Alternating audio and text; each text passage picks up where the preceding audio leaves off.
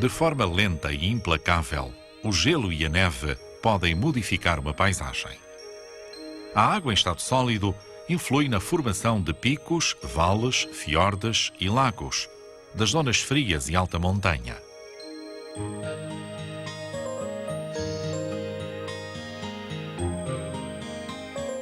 Nessas zonas, a temperatura anual não supera os 0 graus centígrados. Por isso, a neve não derrete no verão e acumula-se progressivamente.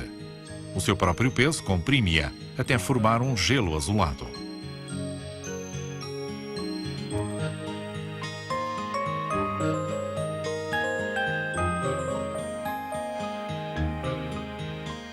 Devido à gravidade, esta massa começa a descer a encosta, até que chega à altura em que derrete devido ao aumento da temperatura ou ao contacto com o mar.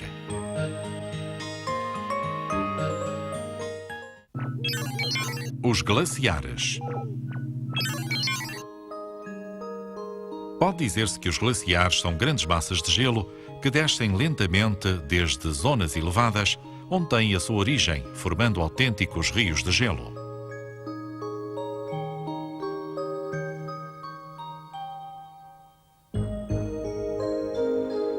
Hoje em dia, os glaciares ocupam cerca de 16 milhões de quilómetros quadrados, o que equivale a um pouco mais de 10% da superfície de todos os continentes.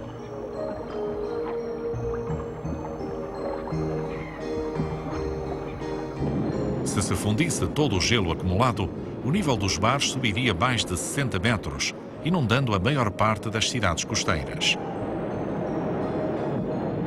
Durante a era quaternária, os glaciares chegaram a ocupar mais da quarta parte dos continentes. Naquela época, a profundidade dos mares era 150 metros inferior à de hoje.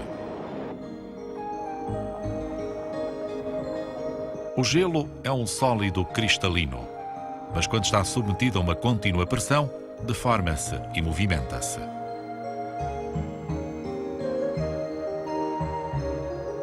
Este movimento acontece porque o gelo está lubrificado por uma fina película de água. O mesmo acontece com um trenó ou com um esquiador quando deslizam pelo gelo. Debaixo dos esquis, forma-se um estreito curso de água que permite o deslizamento. O movimento do glaciar pode ser comprovado controlando a posição de um conjunto de estacas enterradas na sua superfície. O glaciar avança mais rapidamente no centro do que nas extremidades. Os glaciares não se movimentam à mesma velocidade. Esta depende da inclinação da encosta, da espessura, da largura, da rugosidade do fundo e da temperatura.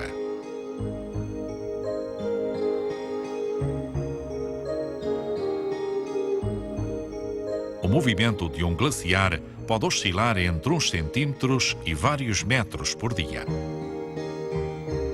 Num glaciar típico de alta montanha, distinguem-se várias partes. O círculo glaciar é uma depressão rodeada de montanhas, onde se acumula uma grande quantidade de neve. Ali a neve transforma-se em gelo. O vale glaciar é o caudal por onde desce a massa de gelo. O perfil adquire a forma de U devido à erosão nas encostas e no fundo do vale. A língua do glaciar é a massa de gelo que desliza pelo vale glaciar. O gelo adapta-se à superfície acidentada do vale, mas a superfície do glaciar pode abrir gretas.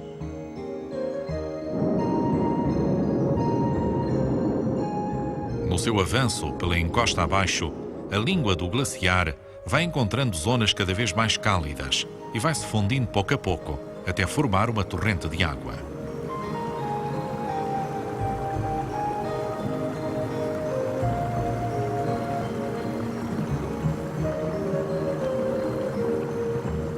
No entanto, nas zonas polares, a língua do glaciar mantém-se sólida até chegar ao mar, onde forma uma enorme muralha.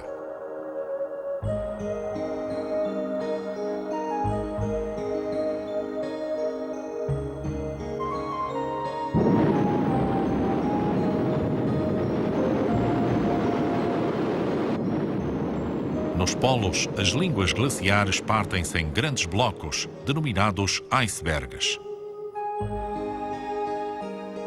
Os glaciares alpinos ou de vale são os que atravessam os vales de montanha.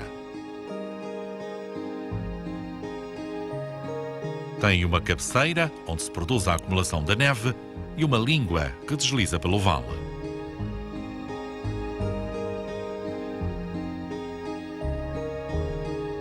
Estes glaciares encontram-se tanto nas altas montanhas das regiões amenas, como das regiões frias.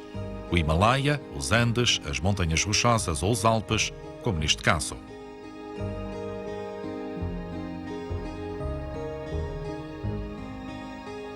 Os glaciares das zonas polares são enormes acumulações de gelo que cobrem extensas regiões na zona central. Chegam a ter 3.000 metros de espessura. Existem duas regiões polares.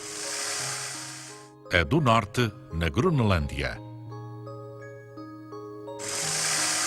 e a do sul, na Antártida. Na era quaternária, ocuparam grande parte da Europa e do Canadá. O gelo move-se de forma radial e, nos seus extremos, produzem-se enormes línguas glaciares que terminam no mar, formando icebergs. Estes podem ser considerados autênticas ilhas flutuantes, com 75% da sua massa submersa na água.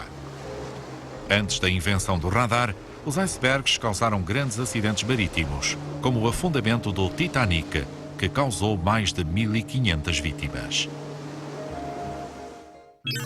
Erosão glaciar.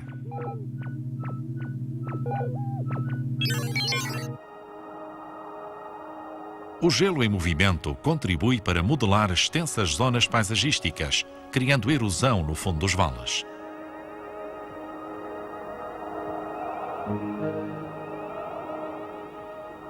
Nas zonas que têm estado submetidas à ação de um glaciar, é frequente encontrar as superfícies rochosas com aspecto polido.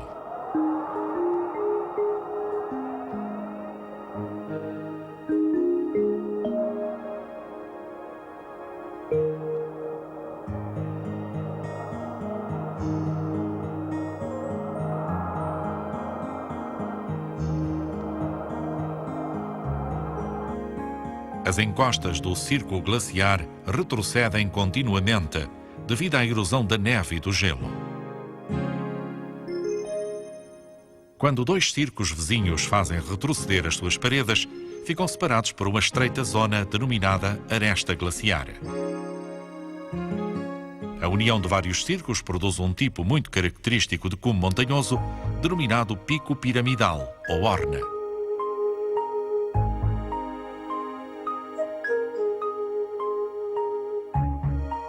Um pico piramidal famoso é o Monte Cervino, também denominado Matterhorn, situado nos Alpes.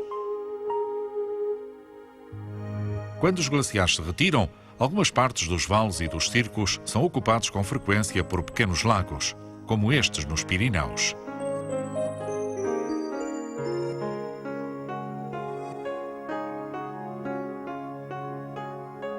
A forma de U do vale glaciar deve-se à escavação do gelo no fundo e nas paredes do vale. O perfil longitudinal é normalmente escalonado, com zonas de maior escavação, onde a rocha é mais mole ou maior o peso do gelo.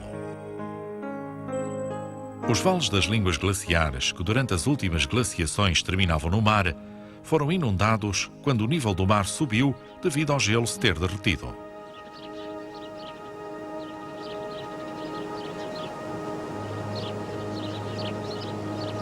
Estes vales inundados denominam-se fiordes. São frequentes nas encostas do norte da Europa, na Nova Zelândia e no cone sul da América. São baías compridas e estreitas, com encostas abruptas e de grande profundidade. O fiorde mais profundo do mundo, com mais de 1.200 metros, está na América do Sul. Os materiais transportados pelos glaciares, depois de depositados, denominam-se morenas. Os que são transportados sobre o glaciar constituem as morenas superficiais. Denominam-se morenas laterais os materiais caídos nas encostas do vale, que se acumulam na língua do glaciar, formando duas fileiras. Os materiais que passam para o interior do glaciar formam as morenas internas. Quando os materiais atingem o fundo, vão ser acrescentados aos materiais arrancados ao terreno e formam as morenas de fundo, que quando o glaciar se retira, criam uma paisagem característica.